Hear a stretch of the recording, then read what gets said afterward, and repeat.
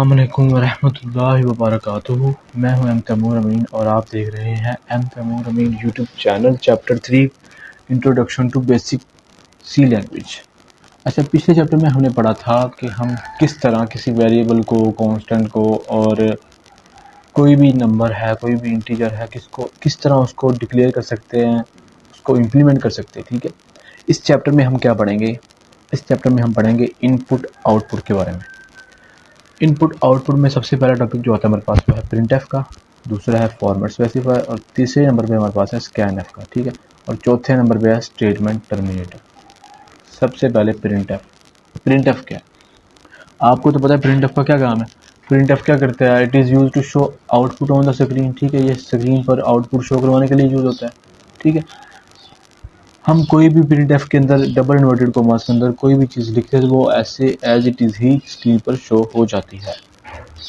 तो ये प्रिंटएफ का तो फंक्शन आपको पता होगा। ठीक है, आगे चलते हैं। आगे है फॉर्मेट स्पेसिफायर। फॉर्मेट स्पेसिफायर का क्या काम है? ये मॉडुलस टी क्यों है, आई परसेंटेज आई क्यों है, परसेंटेज एफ क्यों है, ये परसेंटेज सी क्यों लिखा हुआ है। तो चलिए इसके बारे में जानते हैं। सबसे पहले हम अपना ओपन करते हैं डेव सी प्लस प्लस।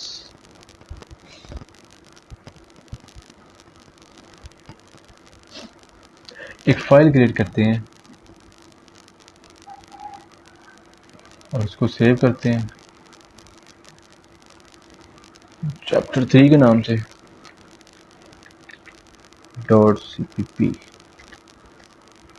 अच्छा, हेडर फाइल्स लगाते हैं। अच्छा, यहाँ पे एक और चीज़ है, ये इंसर्ट स्निपेट में मैंने पहले से लगा के रखी है, आपने ये चीज़ें लिख लेनी है। ये देखिए, ठीक है, हेडर फाइल लगा दी। मैंने कहा था प्रिंटएफ का क्या काम है? प्रिंटएफ दिखाता है स्क्रीन पर कि क्या लिखा हुआ है इन डबल इन्वर्टेड कॉमास के अंदर। प्रिंटएफ का फंक्शन तो आपको पता लग गया होगा। पिछले लेक्चर में हमने पढ़ा था कॉन्स्टेंट्स के बारे में, वेरिएबल्स के बारे में। अब उन कॉन्स्टेंट को, उन वेरिएबल्स को हम स्क्रीन पर शो करवाना चाहते हैं। मसलन कि मैंने यहाँ पे लिखा है इंट क्या लो आप, इंट नंबर लिखा है मैंने। ठीक है, लिखा है इक्वल्स टू 10। ठीक है, हम चाहते हैं कि ये जो नंबर है ना 10, ये स्क्रीन पर शो हो जाए। तो आपको पता है वो जो स्क्रीन पर शो करवाने के लिए फंक्शन यूज होता है वो होता है प्रिंटएफ का। ठीक है, लेकिन इस नंबर को कैसे हमें शो करवाना है, ये अजीब बात है। तो हमने यहाँ पे एक लिस्ट बना के रखी हुई है इंटीजर की, फ्लोट की और कैरेक्टर के फॉर्मेट स्पेसिफायर की। ठीक है, ये क्या करता है देखें, इंट के लिए यूज होता है परसेंटेज डी और परसेंटेज आई, या फ्लोट के लिए यूज होता है परसेंटेज एफ या परसेंटेज। ठीक है, और कैरेक्टर के लिए यूज होता है परसेंटेज सी। ठीक है, तो सबसे पहले हम क्या डिक्लेयर करेंगे, क्या आउटपुट में दिखाएंगे? हम सबसे पहले दिखाना चाहते हैं इंटीजर वैल्यू को। ठीक है, तो हम सबसे पहले क्या यहाँ पे क्या लिखेंगे? आपको पता है जब भी हम प्रिंटएफ लिखते हैं ब्रैकेट ओपन क्लोज करते हैं और दरमियान में ये दो डबल इन्वर्टेड कॉमास लगाते हैं। इसके अंदर जो लिखना होता है वो शो होता है स्क्रीन पर। तो इसके अंदर हमने क्या लिखना है? हमने सबसे पहले यहाँ पे लिखना है परसेंटेज डी लिखा। ठीक है, फिर इससे आगे चलेगा और यहाँ पे लगा दिया कॉमा, फिर हमने यहाँ पे लिख दिया नंबर। ठीक है, फिर इसके बाद हमने सेमीकोलन लगा दी। हमने पहले बताया आपको कि आपने जब भी कोई इंटीजर शो करवाना है तो उसके लिए क्या यूज़ करते हैं? परसेंटेज डी या परसेंटेज आई। ठीक है, तो हमने सबसे पहले डबल इन्वर्टेड कॉमास के अंदर लिखा परसेंटेज डी। ठीक है, फिर हमने कॉमा लगाया, फिर हमने आगे लिखा वेरिएबल का नाम लिखना है, वो जो आपने ऊपर डिक्लेयर किया हुआ है एज इट इज़ यहाँ पे लिख लेना है और बाद में सेमीकोलन लगा देना है। फिर हमने इसको कंपाइल करना है तो देखना है कोई एरर नहीं आएगा, ज़ीरो एरर, ज़ीरो वार्निंग्स। ठीक है, अब हम इसको करेंगे रन। चलिए रन करें तो इसने दिखा दिया 10, ये देखें। अच्छा, ये कैसे दिखाया इसने? हमने कहा था कि हम फॉर्मेट स्पेसिफायर में पढ़ते हैं कि इंटीजर को शो करवाना हो तो डबल इन्वर्टेड कॉमास के अंदर हमने लिखा परसेंटेज डी, कोमा लगाया, वेरिएबल का नाम लिखा जो ऊपर डिक्लेयर किया हुआ हमने, वो नाम क्या है? नंबर। अब इस नंबर के अंदर क्या पड़ा हुआ है? 10। ठीक है, इन नंबर के अंदर जो 10 पड़ा हुआ है जो हमें आउटपुट में क्या दिखा देगा? 10 दिखा देगा। इसी तरह अगर हम चाहते हैं कि हमें कोई कैरेक्टर शो करवाना है स्क्रीन पर, तो चलो CHAR 4 डाटा टाइप लिखी, आगे कैरेक्टर लिख दिया। ठीक है, तो कैरेक्टर को आपको पता है किस तरह लिखते हैं? सिंगल कोट्स के अंदर लगाते हैं, ए लगाते हैं या बी लगाते हैं। अच्छा, कैरेक्टर के लिए यहाँ पे देख लें आप नीचे क्या है। कैरेक्टर के लिए हम यूज़ करते हैं परसेंटेज सी को। किसको? परसेंटेज सी को।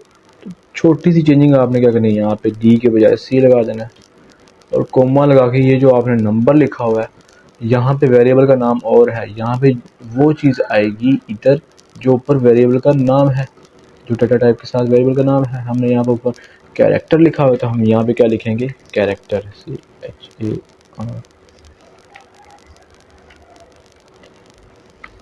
ठीक है, अब हम इसको रन करेंगे, कंपाइल करेंगे तो उसने हमें एरर दे दिया। वो क्यों दिया भाई, एक चीज़ आपने एक और याद रखनी है कि जो ऊपर स्पेलिंग हमने लिखे हैं वो ही प्रिंट एफ में लिखने हैं। यहाँ पे हमने यहाँ पे ओ लगा दिया था तो हम यहाँ पे ई लगा रहे हैं भाई। अब इसको रन करते हैं तो उसने क्या दिखा दिया, यार ये क्या मसला हो रहा है। इसको कॉपी करता हूँ मैं,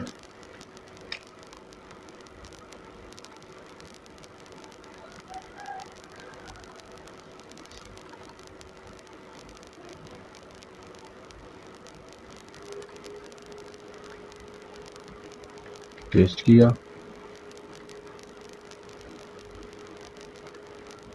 सेव किया।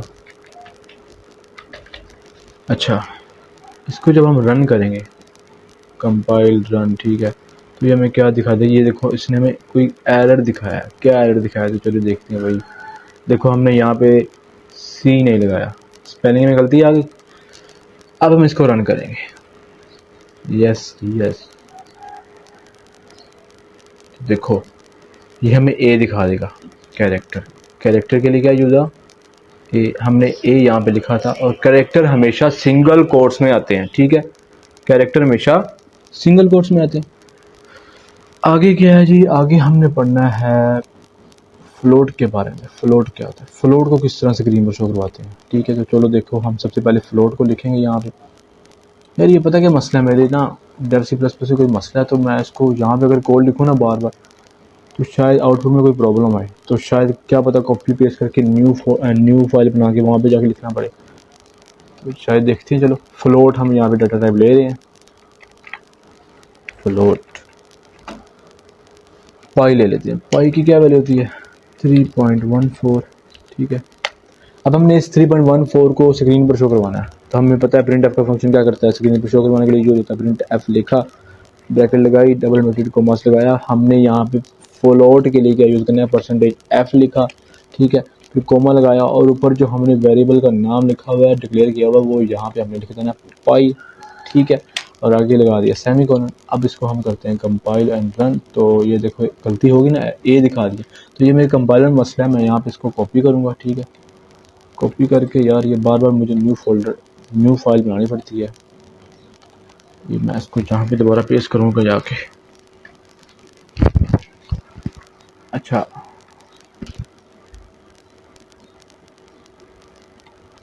यहाँ पे पेस्ट किया, इसको सेव किया मैंने यहाँ पे फ्लोट के नाम से। ठीक है, अब मैं इसको रन करूँगा, यस। तो देखो इसने मुझे स्क्रीन पर क्या दिखा दिया, 3.140000। ठीक है, मैंने कहा था हम जब भी फ्लोट की वैल्यू दिखानी है हमने, तो हम %f का यूज़ करेंगे और उस वेरिएबल का नाम लिखेंगे जो अपने ऊपर डिक्लेयर किया होगा। ठीक है, अब हम चाहते हैं कि हम कोई क्या से कहते हैं, तीनों चीज़ें मेरे ख्याल से हमने पढ़ ली हैं, इंटीजर भी पढ़ लिया, फ्लोट भी पढ़ लिया और %c का भी आपको पता लग गया होगा। तो ये चीज़ें आ रही थी प्रिंट एफ में, आउटपुट में आ रही थी ये चीज़ें सारी। ठीक है, तो अब हम चाहते हैं कि हम अगला जो हमारा टॉपिक है वो है जी हमारा स्कैन एफ का। ये क्या करता है, कहता है कि it is a built in function and it is use to take input from the user by using format specifier. आगे तो हम यहाँ पे क्या करते थे, हमने सिंपल यहाँ पे वैल्यू दे देनी है, इसने वही वैल्यू यहाँ पे प्रिंट करवा देनी है। अब हम चाहते हैं कि यूज़र जब हम आउटपुट में दिखाएं तो हम कहें कि भाई यूज़र अपनी मर्ज़ी की वैल्यू यहाँ पे एंटर करे, तो वो हम वहाँ पे स्क्रीन पर शो करवा दें। तो उसके लिए हम यहाँ पे क्या यूज़ करते हैं, वो होता है स्कैन एफ का फंक्शन, स्कैन एफ। ये भी सिंपल वही है, स्कैन एफ। ठीक है, स्कैन एफ का फंक्शन यूज़ करते हैं। तो चलो उसको स्कैन एफ को लेके हम देखते हैं। हम चाहते हैं कि हमने यहाँ पे क्या करना है, फिर इस प्रिंट एफ को हटा देना और इस 3.1 हम चाहते हैं कि हम कोई सबसे पहले इंटीजर नंबर x के नाम से हमने यहाँ पे ले लिया। ठीक है, हम चाहते हैं कि इंट x हम यहाँ पे शो करवाएं। स्क्रीन पर। तो हमने यहाँ पे क्या करना है, सबसे पहले यूज़र्स इनपुट लेना, तो हम यहाँ पे लिखेंगे स्कैन एफ। इसमें क्या करना है, हमने डबल इन्वर्टेड कोमा लगाए, चेंजिंग कोई नहीं, सारा कुछ वही है। परसेंटेज एक्स लिखा, सॉरी यहाँ पे परसेंटेज लिखा डी, क्योंकि मॉडुलस डी जो है वो इंटीजर के लिए यूज होता है, आगे कोमा लगाया। अब यहाँ पे हम क्या करते थे, प्रिंट एफ में एक्स देते थे जो ऊपर वेरिएबल का नेम होता था। अब यहाँ पे छोटी सी चेंजिंग करनी है, आपने यहाँ पे लगा देना है एंड एक्स, और यहाँ पे लगा दिया सेमीकोलन। ठीक है, हमने स्कैन एफ यूजर से तो ले लिया, तो हमने प्रिंट भी तो कुछ करवाना है ना। प्रिंट एफ ने क्या करवाना है, प्रिंट एफ हमने यहाँ पे लिखा प्रिंट एफ, ठीक है, मॉड्यूलस डी एक्स,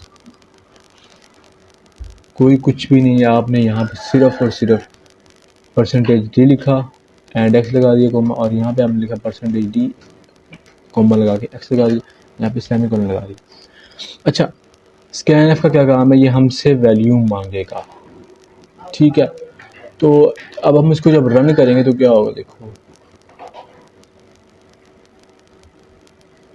ये देखो, ये लिंक कर रहा है कि हमसे कोई वैल्यू मांग रहा है। अब हम यहाँ पे 10 लिखेंगे तो यहाँ पे 10 ही यहाँ पे नीचे शो करवा देगा। लेकिन ये कोई यार लॉजिक नहीं बना, कोई सीक्वेंस नहीं बना, हमें क्या समझ नहीं है कि हमने 10 लिखा, 10 ही उसने रिटर्न कर दिया। तो हम इसके लिए यहाँ पे एक छोटा सा प्रिंट एफ लिख सकते हैं कि प्रिंट एफ, ठीक है, कि एंटर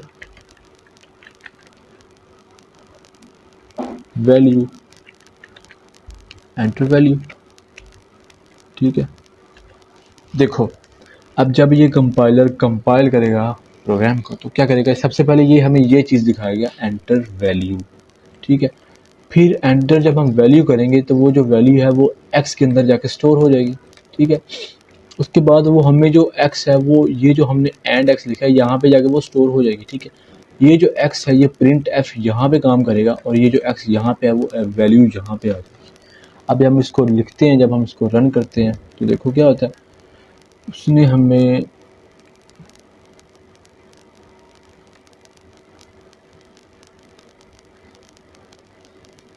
सबसे पहले पूछा है एंटर वैल्यू। हम यहाँ पे वैल्यू लिखेंगे 12 नीचे वैसे ही लिखा है, लेकिन यार ये भी सीक्वेंस नहीं बना, ये भी सीक्वेंस नहीं बना। तो चलो यहाँ भी जो हमने लिखा है ना प्रिंट एफ मॉड्यूलस टी, हम यहाँ पे छोटा सा लिख देते हैं योर वैल्यू इज \n। ठीक है, अब देखना छोटा सा थोड़ा सा सीक्वेंस बन जाएगा। अब हम इसको जब रन एंड कंपाइल करेंगे, ठीक है, तो ये पूछेगा सबसे पहले हमें एंटर वैल्यू, सबसे पहले हमें क्या पूछेगा एंटर वैल्यू। हम यहाँ पे लिखेंगे 10, तो जब हमने इसका एंटर किया तो देखो यहाँ पे लिखा आ गया योर वैल्यू इज, तो देखिए हमें यहाँ पे वैल्यू मिलेगी 10। ठीक है, अब दोबारा मैं इसको रिपीट कर रहा हूँ। ठीक है, इसको हम यहाँ पे डिलीट कर देते हैं, तो इसको हम यहाँ से हटा देते हैं। अब देखें यहाँ पे सिंपल, हम सबसे पहले क्या किया, प्रिंट एफ का क्या काम था, प्रिंट एफ क्या करता था, प्रिंट एफ लिखता था। ठीक है, डबल इन्वर्टेड कोमा लगाते थे, और यहाँ पे हम कोई भी वैल्यू लिख देते थे ना, वो हमें आउटपुट में शो करवा देता था। हमने यहाँ पे फॉर्मेट स्पेसिफायर यूज़ किया है इंटीजर के लिए, वो क्या है परसेंटेज डी। आप यहाँ पे परसेंटेज आई भी लगा सकते हैं, क्योंकि फॉर्मेट स्पेसिफायर इंटीजर के लिए दो है, या आई या डी, तो हम यहाँ पे डी यूज़ कर रहे हैं। ठीक है, अब इसने सिंपल ये देखो, इसने प्रिंट एफ ने क्या करना है, जो हमने एक्स के अंदर वैल्यू दी होगी ना, यहाँ पे एक्स के अंदर हमने क्या वैल्यू दी हुई है, हमने 10 दी हुई है। ठीक है, तो ये प्रिंट एफ जो है ना वो स्क्रीन पर बस हमें 10 शो करवा देगा। तो देखो इसने हमें यहाँ पे शो करवा दिया 10। ठीक है, इसने हमें यहाँ पे जस्ट 10 शो करवा दिया। अब हम चाहते थे कि हम यहाँ पे 10 ना लिखे, हम सिर्फ यूज़र से पूछे भाई तुम बताओ तुम क्या शो करवाना चाहते हो, प्रिंट आप क्या स्क्रीन पर शो करवाना चाहते हैं। तो हम यहाँ पे क्या लिखेंगे, उसके लिए हम फंक्शन यूज़ करते हैं स्कैन एफ का। स्कैन एफ लिखा, फ़र्क कोई नहीं, दोनों में एक छोटा सा फ़र्क आपको बता रहा हूँ, आप इसको कॉपी कर लें यार, इसको कॉपी कर लो। ठीक है, इसको आप मिटा दो, यहाँ पे प्रिंट किया। ठीक है, अब यहाँ पे प्रिंट एफ की बजाय हम यहाँ पे लिख देंगे स्कैन एफ। स्कैन एफ लिखा, ये चीज़ वैसे लिखी रहेगी, हम छोटा सा फ़र्क यहाँ पे क्या करेंगे, यहाँ पे एंड लगा देंगे। एंड क्यों लगाएंगे अभी बताता हूँ। जब हम प्रोग्राम को रन करेंगे वो क्या करेगा, वो जो वैल्यू है हमसे पूछेगा। स्कैनएफ क्या करता है, स्कैनएफ यूज़र से पूछेगा जी वैल्यू बताओ। वो जो वैल्यू हम एंटर करेंगे ना वहाँ पे लिखेंगे, वो यहाँ पे एंड एक्स जो लिखा हुआ है यहाँ पे जाके स्टोर हो जाएगी। अब इस स्टोर तो हो गई, अब हमने इसको आउटपुट में तो देना है ना, तो आउटपुट के लिए हम यहाँ पे एक और फंक्शन लिखेंगे प्रिंट एफ का। ठीक है, प्रिंट एफ का हमने फंक्शन लिखा, डबल इन्वर्टेड कोमास के अंदर लिखा, वही चीज़ें सारी। और यहाँ पे हमने सिंपल लिख दिया एक्स। इसका काम है वैल्यू स्टोर करना, इसका काम है जो हमने यहाँ पे लिख दिया, यहाँ पे ये एक्स की वैल्यू को स्क्रीन पर शो करवा देना। तो देखो हम यहाँ पे इसको रन एंड कंपाइल करते हैं। और यार यहाँ पे गलती होगी, सॉरी, रन एंड कंपाइल किया। ठीक है, अब ये जो ब्रिंग कर रहा है, ठीक है, अब हम यहाँ पे लिखते हैं 20, तो उससे नीचे क्या लिख दिया, 20 से नीचे लिख दिया। अब यार ये छोटा सा थोड़ा सा सीक्वेंस नहीं बना, हम चाहते हैं थोड़ा सा सीक्वेंस बनाएं। ठीक है, तो देखो हमने यहाँ पे लिखा एक छोटी सी, हम यहाँ पे एंटर कर देते हैं प्रिंट एफ लिखा। प्रिंट एफ का क्या काम है, स्क्रीन पर शो करवाना। यहाँ पे हमने लिख दिया एंटर वैल्यू \n। ये \n का क्या काम है, ये अगली लाइन पे चला जाता है। ठीक है, अब हम इसको रन करते हैं। तो देखो इसने सबसे पहले क्या हो गया भाई, और यहाँ पे F लगाना था भाई, सॉरी। चलो इसको रन करते हैं। तो इसने हमें सबसे पहले क्या पूछा, एंटर वैल्यू। देखो ये जो हमने \n लगाई थी वो यहाँ पे आ गई, अगली लाइन पे चलेगी। हम यहाँ पे वैल्यू एंटर करेंगे, यहाँ हम लिखेंगे 10। उसने हमें नीचे क्या दिखा दिया, 10। लेकिन यार ये भी थोड़ा सीक्वेंस नहीं बना। ठीक है, अब हम यहाँ पे इस प्रिंट एफ के दरमियान जो हमने स्क्रीन पर शो करवाना है, हम यहाँ पे लिख सकते हैं योर वैल्यू इज लिखा। ठीक है, %d लिखा, और यहाँ पे हमने लगा दिया \n लगा दिया। ठीक है, अब देखो सबसे पहले ये प्रिंट होगा एंटर वैल्यू प्रिंट होगा। ठीक है, उसके बाद ये हमसे पूछेगा एंटर वैल्यू प्रिंट हुआ, प्रिंट होके कर्सर नीचे आया, यहाँ पे हमने वैल्यू एंटर कर देनी है जो भी 10 20 30 40। उसके बाद ये हमें प्रिंट एफ में दिखाएगा योर वैल्यू इज यहाँ तक, और ये जो इसका काम है %d इंटीजर, और ये जो x है, x के अंदर जो वैल्यू हमने स्टोर कर दी वो हमें यहाँ पे स्क्रीन पर शो करवा देगा। तो चलो उसको हम रन करते हैं। तो देखो सबसे पहले इसने क्या पूछा, एंटर वैल्यू, हमने लिखा 10, कहता योर वैल्यू, सॉरी यार इसको रन एंड कंपाइल करना पड़ेगा, ये थोड़ा प्रॉब्लम कर रहा है। ठीक है, इसने सबसे पहले पूछा एंटर वैल्यू, हमने लिखा 10। जब हम इसको एंटर करेंगे तो लिखा योर वैल्यू इज 10।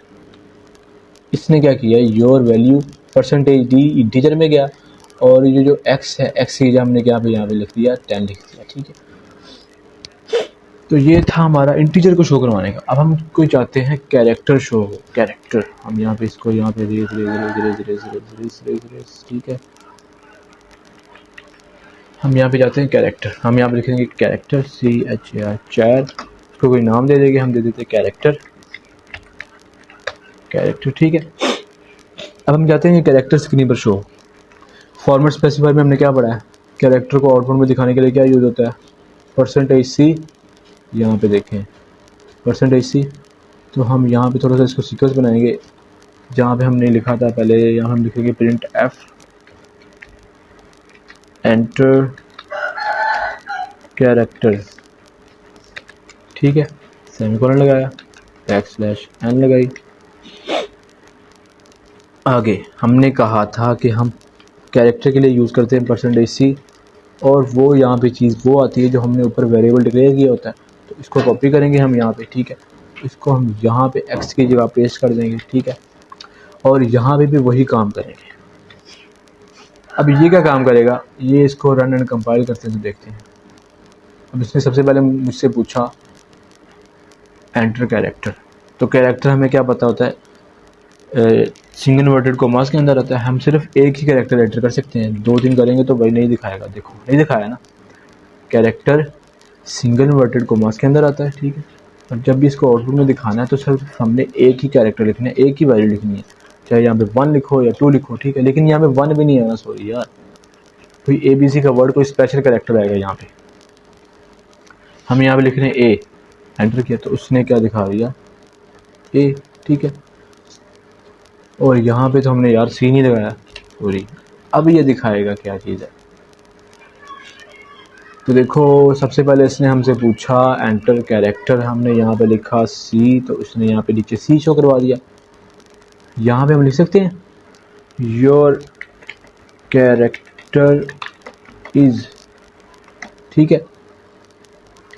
इसको हम रन करते हैं, कंपाइल करते हैं। देखो इसने सबसे पहले पूछा एंटर कैरेक्टर, हमने लिखा टी, आगे इसने क्या लिख दिया योर कैरेक्टर इज टी। इसी तरह अगर हमने कोई फ्लोट वैल्यू करवानी है तो हम यहाँ पे क्या लिखेंगे फ्लोट, फ्लोट लिखा, पाई लिखा, ठीक है। आगे लिखा enter pi, enter the value of pi लिख देते हैं यहाँ पे, enter the value of pi, ठीक है। यहाँ पे क्या करेंगे, फ्लोट के लिए क्या यूज़ करते हैं परसेंटेज एफ, तो ऊपर यहाँ पे हमने जो वेरिएबल डिक्लेयर किया हुआ है वो यहाँ पे हम लिख देंगे पाई। यहाँ पे कैरेक्टर की जगह लिख देंगे your pi is, your pi value is, ठीक है। और यहाँ पे जो हमने कैरेक्टर लिखा हुआ है वेरिएबल ऊपर हमने क्या डिक्लेयर किया हुआ है पाई के नाम से, तो हम यहाँ पे पाई लिख देंगे। अब इसको रन एंड कंपाइल करते हैं। सबसे पहले पूछेगा हमसे एंटर द वैल्यू ऑफ पाई, हमें पता है एंटर द वैल्यू ऑफ पाई क्या होती है 3.14। एंटर किया तो उसने दिखा दिया your value, your pi value इस, यार यहाँ पे भी हमने गलती कर दी, कहाँ पे की, कहाँ पे हमने यहाँ पे फ्लोट के लिए यूज़ करना था परसेंटेज एफ, ठीक है। अब इसको रन करते हैं। तो देखो सबसे पहले हमें क्या दिखाएगा यहाँ पे एंटर द वैल्यू ऑफ पाई 3.14 लिखा, फिर उसने क्या दिखा दिया योर पाई वैल्यू इज 3.14। अब मैं आपको दोबारा बता दूं कि फ्लोट पाई के लिए क्या करना है, पाई के लिए हमने लिखना है फ्लोट के लिए सबसे पहले हमने स्क्रीन पर ये शो करवाना है एंटर द वैल्यू ऑफ पाई, हमने पूछना है हमसे यूज़र से, तो वो बताएगा, हम पूछा जाएगा कि वैल्यू एंटर करो पाई की, तो हमने फिर यहाँ पे नीचे लगा देना स्कैन एफ का फंक्शन। स्कैन एफ ने हमने परसेंटेज एफ लगाया क्योंकि फ्लोट है, और एंड पाई लिखा जो ऊपर वैल्यू हमने डिक्लेयर किया वो लिखा, ठीक है। और प्रिंट एफ ने क्या लिख दिया हमने योर पाई वैल्यू इस, क्योंकि हमने उससे रिलेटेड मिलते जल्दी बनाना है, हमने यहाँ पे लिखा प्रिंट परसेंटेज एफ कोमा लगा के पाई लगा दिया। इसी तरह हमने इंटीजर में करना है, कैरेक्टर में करना है, ठीक है। तो ये था आज का हमारा यहाँ तक का टॉपिक। आगे क्या है स्टेटमेंट टर्मिनेटर। स्टेटमेंट टर्मिनेटर क्या करता है, स्टेटमेंट टर्मिनेटर ये देखो ये चीज़ है, कहता है every C statement end with a semicolon या स्टेटमेंट टर्मिनेटर। इसको स्टेटमेंट टर्मिनेटर भी कहते हैं या सेमीकोलन भी कहते हैं। यहाँ पे इसको अगर हटा दें तो इसको जब हम रन एंड कंपाइल करें तो ये एरर दे देगा, कहता है भाई ये एरर है यहाँ पे। तो याद रखना है जब भी हमने सी का प्रोग्राम लिखना है सेमीकोलन स्टेटमेंट्स इन मेन के अंदर, मेन बॉडी के अंदर हमने स्टेटमेंट के हर लाइन के एंड पे ये स्टेटमेंट टर्मिनेटर लगाना है या फिर सेमीकोलन लगाना है। आई होप कि आपको इस लेक्चर की समझ आ गई होगी। मिलते हैं अगले लेक्चर के साथ। अल्लाह हाफिज़।